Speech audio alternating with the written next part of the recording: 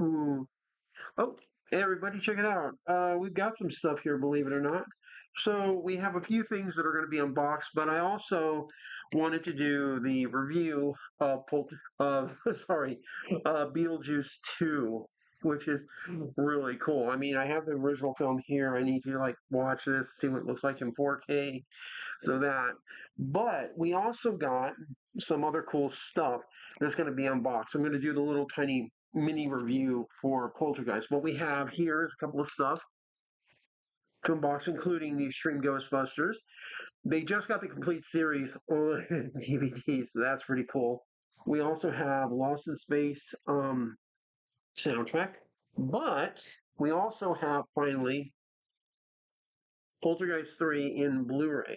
Now this is important because I already have had it on like DVD, but this at least will be a Blu-ray version. It'll have 5.1 surround sound, but it did also come with, as you can see here, a version of Poltergeist 2. And this is sort of a two-disc set of that thing, so it was really good. But here's something else that came in. Star Trek Halloween. This is actually Star Trek's Halloween issue comic. Now, this one is the graphic novel version, not the one issue of 4 parts, so it's got some goof to it. And this will be one of the things we take a look at.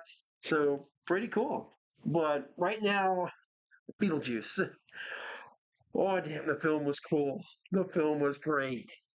I'm glad I waited a couple of days after seeing it to do this review because it's like I don't know if I could have done a proper review earlier.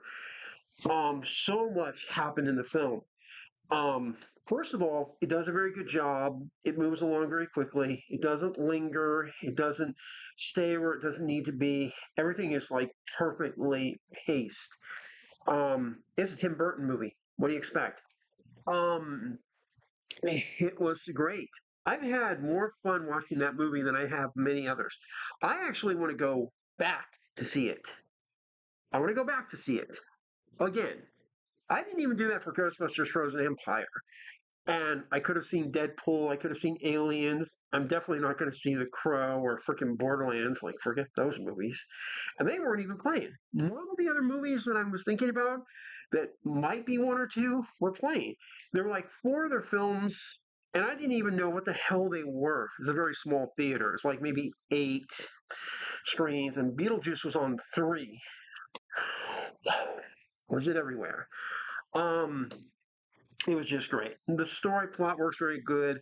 I do like how they kind of handle, the father character of the Dietz family because the actor did some stuff. That's all I'm gonna say.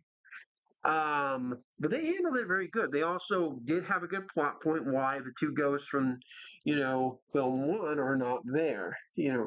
Them. You can barely see them in that picture, but you get the hint. Um, so there is an actual in universal explanation, and the story does very good. Now, if you're about to ask, is Beetlejuice the villain? No, he's more of just like the force of nature in the film. He's one of the MacGuffins that moves things along. The film does have a couple of them, and I love how they're intertwined with stuff. I also like Bob a lot. Bob, hold down the fort, Bob. There's a lot of good stuff. Um, just a lot of good stuff. I mean, and the film was funny. Also, I'm gonna say this. Hold on. Was there something I need to look for? I know I saw it somewhere, but where? Where? It's on the tip of my tongue. It's to a sequence. Hold on. Well, there's fries in it, but who cares? But anyways, you know, it was really cool. He did all these great characters. Danny DeVito is in the film. We do get to see the ex-husband, the father. All the characters worked. Um, the ex-wife of Beetlejuice is freaking terrifying him. She was cool, and she's like this force of nature. And of course, what happens to, of course, mention, Dad, who I can't talk about what he did, the way he goes out, it's just, if you've seen that trailer, and the one trailer that shows that fake plane going down, there's something that didn't kill him. I mean, there was this thing that lives in the ocean. It's like a big fish, and it's the species starts with an S, and it just, what was it? It's at the top of my tongue, and it just sort of chomped on him. I wonder what it was. The movie that kind of thing was started with an M, three letters. I'm sure it'll come up together. So there's that. I don't know. Anyways, um, so there's that. And it was really cool. And it was, you telegraphed throughout the whole film and stuff. So there's that. Um, it worked very good. There's also a Vegas joke. I live in Las Vegas, so I appreciated that. And people laughed their asses off in this film. I was like, sometimes trying to hold it in because they were like personal jokes that landed with me, or more or less because I'm like Generation X. So, I remember seeing the original film in theaters. There was a drive through. Yeah, it was one of them. Anyways, great film. Here's a little thing to let you know how good it was because holy shit. The film I went to the theater in question, it's like got about 8 screens, so not a lot. Um, the screen, it's the first one. It's like at 10 a.m. and I see a sign on the door that says Screen 7 is currently experiencing temperature concerns. We cannot adjust the thermostat. You will freeze. And we will not pay, even if you've seen the movie the whole way through. Yeah, I wasn't going for a refund. And yes, it was cold as hell in the theater after a while. To give you an idea, I saw a dude in my row who had a freaking blanket. I'm not kidding you. The guy had a blanket on. Okay. Donnie Elfman also returns for the music. And then there's another little issue. As soon as 10 o'clock hit, and I'm expecting like maybe 10 minutes, if even that, of trailers. No, I looked at my watch and I'm like, you gotta be shitting me. The movie's now starting 25 minutes after 10 a.m. Jesus Christ, I just want to watch the movie. But I stayed through it. I watched the whole thing. I didn't go to the bathroom one time. My ass was glued to that screen. I mean, that was how good it was. We were like laser focused on the movie. And the movie ends in a good way. I'm suspecting there will be a third one. It would be foolish not to. So good on you, Warner Brothers. Yeah, and as soon as I got out of that theater and back into like the 101-degree temperature, I'm like, holy shit, that theater was cold. It was so bad. I mean, like, they weren't kidding when they said you will freeze in that theater. And of course, the one movie I'm going to see, the first showing, is in that icebox of the theater. Son of a bitch. Definitely worth the money, the time. They even threw a Disney insult joke in there too. All the characters worked very well. All right, let's get to the unboxing. So first, we're going to do, because it's already unboxed, is Star Trek's Halloween.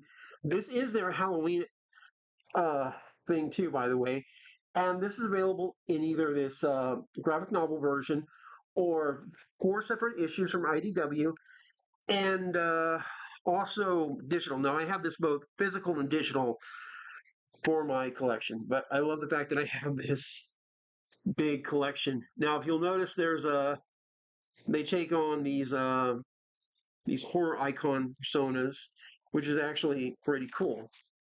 And in fact, we're going to look at the back of the book just to give you an idea. So here's like some of the alternate covers and stuff. We had Captain Picard as the Phantom of the Opera with Beverly Klingon from the Koja Lagoon in stunning color. There's the Enterprise in the background, the Klingon knife. Yeah, they turned Worf into the creature from the Black Lagoon. Freaking awesome.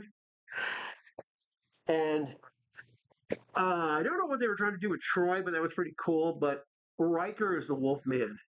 That's cool. The Enterprise, on a moon, and Riker turning into a werewolf. That's pretty cool and stuff. Um, it's pretty awesome. And then at the end of the book, we have an actual Halloween celebration happening on the Enterprise. Worf's trying to figure out Terran Halloween. Look at that. And Data, by the way, was also the Frankenstein's monster, which is pretty cool. The villain in this is actually, believe it or not, a classic Star Trek character called Rejak. Now, if you haven't seen the episode, he appeared in an episode, and Rejak is basically Jack the Ripper. He's an entity that can possess bodies, all that kind of fun stuff, and he feeds off of fear. So, I mean, look at that. That screams Jack the Ripper right there. He can take over the ship's computers. The episode in which he appears is actually kind of cool. In fact, I got to hunt it down again and watch it, especially with my 5.1 sound system, to see how it really holds up. It's been years since I've seen it. We also have the alien monster come back. Montgomery Scott's in this episode. Remember, I said this was original series from the original episode where Red Jack was introduced, and he was pretty impressive. And you get a good look here. Now, believe it or not, we have Worf as a creature, Riker as the Wolfman, Troy as the Mummy, and well, guess what? Captain Picard is Mr.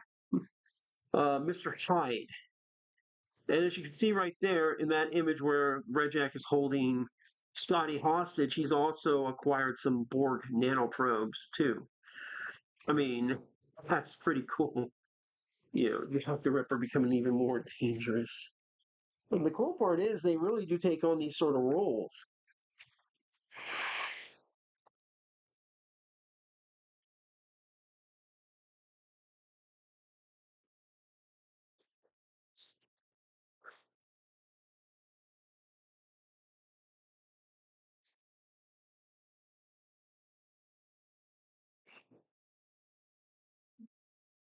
You know, should find a hold on. He takes over the holodeck because he can control it. See, look at that ghosts of all the crew members. He's partially assimilated and shit. Fight monsters with monsters.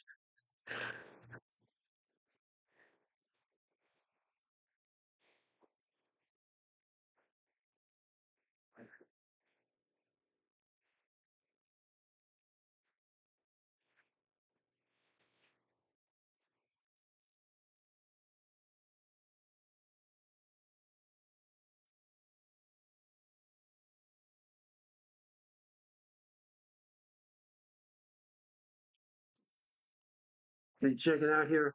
Data as Frankenstein's monster. I can kind of see that happening and stuff. And it's just a good little comic. Um, Again, it is available digitally and physically, both in this and also individuals. I don't know how old it is, but this is pretty cool. And in fact, Beverly Crusher calls to fight back against Reject. She calls it the Halloween scenario. All right, let's get to Poltergeist. I've been wanting to get to this. And again, 3 is the main thing here, but I did get another copy of 2, which, since I will be covering it for, which this year will be the 5 weeks of Halloween, is pretty cool. You know, so one review per month. All right. And wow. Also, you can see what these ones look like individually too. And they're still sealed too. Well, this one was sealed, but it's now clean. All right. And again, it'll be nice to have these in high definition and stuff.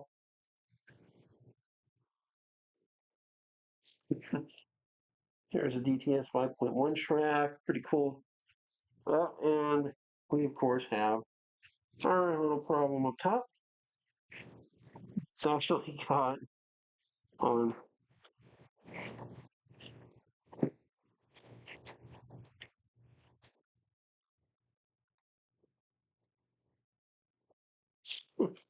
Oh, come on.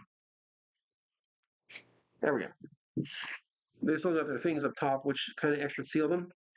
And oh my god, all the plastic is did it? Oh shit! Oh man. So there we go. But it looks like there's nothing below it, but we do have the movie at least, which is good. Gonna have to deal with this. Here's two. Notice two has this weird card thing on it. It's pretty cool. All right. I am happy I did get this in 4K. All right.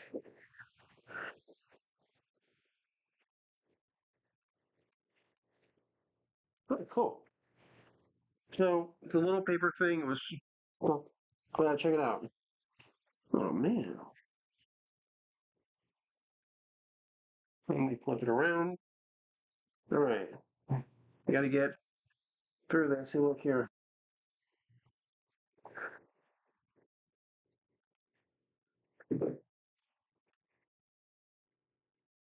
Not bad.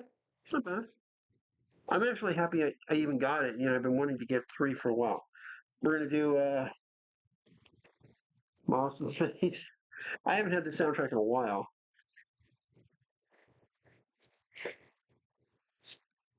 and really does not want to talk. Sorry if the video's long, but I figured, might as well show this off, talk about that movie. And again, up top, at least it's not anywhere else, thank God. Hold on.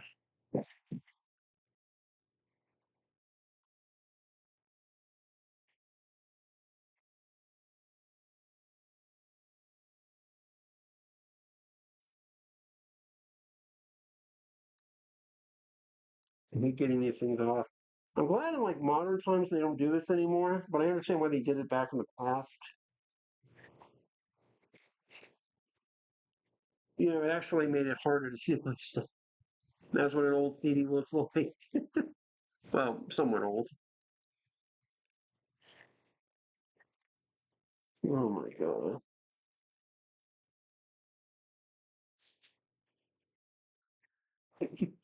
So there's the inner jacket, there's the disc, and I've still got pieces of this thing. Oh my god. Okay. And then there's all the groups and stuff. The score. Nice setup. All right, last one. Extreme Ghostbusters. I was going to also try to get my hands on the Beetlejuice series, but unfortunately they were completely sold out. Makes sense. All right, here we go.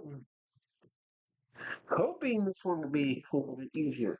Now this is cool because this means I have both the real Ghostbusters and Extreme Ghostbusters collection, which is pretty cool. So let's take a look. You have the new characters. You have Egon, Slimer's back. I never kind of like Slimer's design in this one a little bit for some reason. I mean, again, it's a newer show and stuff, and they make new proton pack gear and stuff, but it's still, in my opinion, pretty cool. And then we flip it open, and holy shit! uh, it's all DVD, but wow, holy! It's a lot of episodes on one disc, and that's uh, that's a lot. I don't even know how many there are. Oh my god. We're already up to five. And remember, all of the previous ones I have, they're all single discs. And this is this seven, this eight, this nine. Oh my god. It's got nine discs. And there's like four episodes of pop on this thing. Damn. There's that's a lot. The complete series indeed. Holy. I'm gonna be busy. I've got a lot of stuff to clean up. Um wow. Okay, guys, sorry this video took so long. I really wanted to get this stuff done, and plus, I really wanted to talk about Beetlejuice. I am trying to avoid spoilers and stuff, but it is absolutely good. I would go see it. There's a lot. I mean, the stuff that happens, and it does take place on Halloween. So my hope right now is that this film will be available for digital streaming, hopefully by mid-October. Hopefully, and I have a feeling it will because it's doing really good in the box office right now. So, guys, like and subscribe, hit the bell for notification, and I'll see you later. Bye.